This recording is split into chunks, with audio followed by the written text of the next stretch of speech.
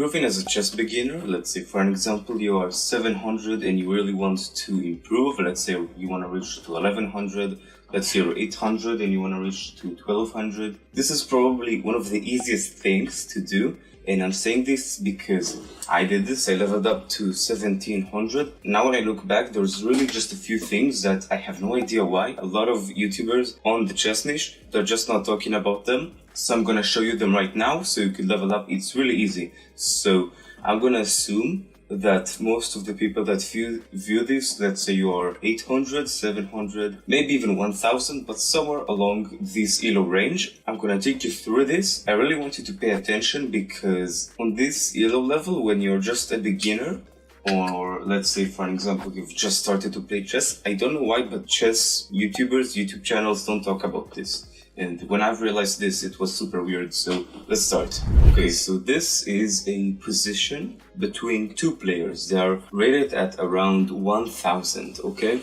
You will notice when you understand what I'm talking about that this happens a lot, and I mean really a lot. So let's pay attention. Black just moved the knight from f6 to e4, okay? It's an inaccuracy, the computer really wants you to castle, as you can see. But okay, it's the beginner stages, you're just learning, you're still learning. So, what happens now? As you can see, the knight on e5 is under threat, but your knight on e4 is threatened as well. So it's not as bad, it's like same type of pressure, let's say. But as white, and again I'm assuming that you're minus 1000, okay? This is to improve, remember. As a minus 1000, what do you think? You think, I'm gonna move this knight and then I could attack this one. So it's good for me, right? So watch what happens now. White has thought also exactly the same thing. I'm gonna move away the knight and I'm gonna defend myself, okay? But it is not how it's like, because what happens when you move the knight, which is what happened in the game, he moved it to d3, you're allowing your opponent to attack this one, because after takes, you can do this. And black saw it.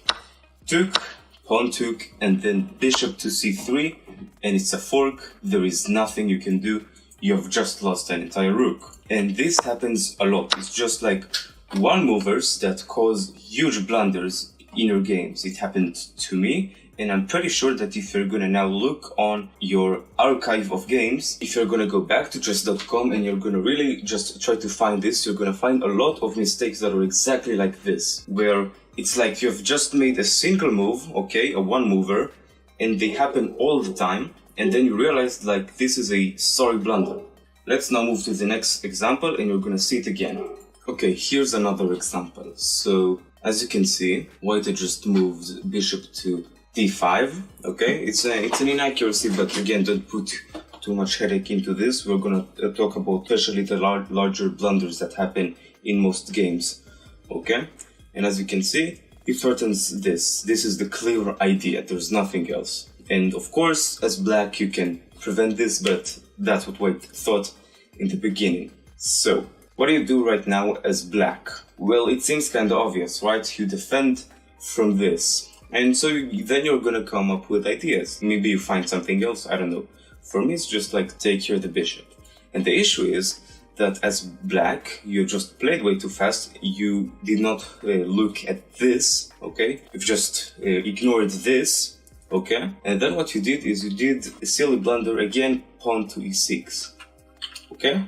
Which I know you probably are not thinking that this is what happened, but I guarantee for you, if you're gonna look more into your own games in your archive, if you've just started to play chess, that you're gonna find a lot of blunders that are exactly like this, okay? And now you can just carry on with your attack as white, bishop to here, and it's an easy win afterwards. And I think that you can already start seeing the pattern in these sort of situations where it's like you're making a move and you find out later on that this is a blunder. These one movers happen all of the time. And in order to improve at chess, especially as beginners, and actually also as intermediate players, we need to be aware of them and to prevent them. Sort of like one mover mistakes. They have a name, I think Gotham Chess invented it. It's called tunnel vision.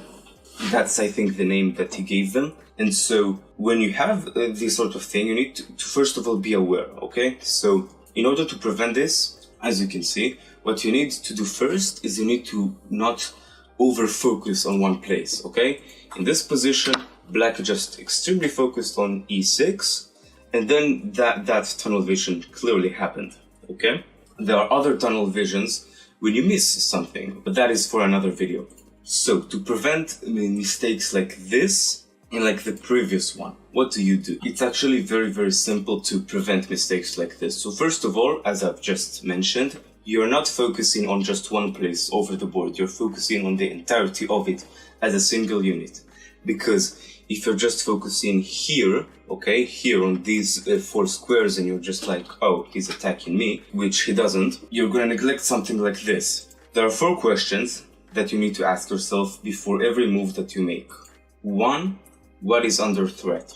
Okay? Is there anything on the board which is under threat? If you're asking this here, this blunder would never happen, okay? Because you're like, oh, this is under threat, you could take here. Oh, I'm gonna then maybe, I don't know, take here, let's say. Do something else, find a solution. But you're gonna think for yourself, and you're not just gonna do a one mover. That is the point I'm trying to make in this video. The second question that you need to ask yourself to prevent these tunnel visions is what can be captured, okay? Is there anything right now that can be captured? And I'm not just like talking 3 pieces, just what can be captured. Okay, this bishop can be captured. Great, then how about we are just gonna do it and see what happens, okay? This is considered the best move by the computer.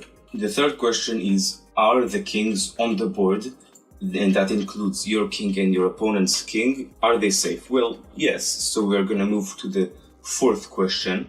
If I make a move, okay, as black wanted to make, let's just say, let's flip the board, okay, let's just say I wanted to do this. What will happen? What is the worst that can happen? If you're asking yourself now the 4th question as black, what is the worst that can happen?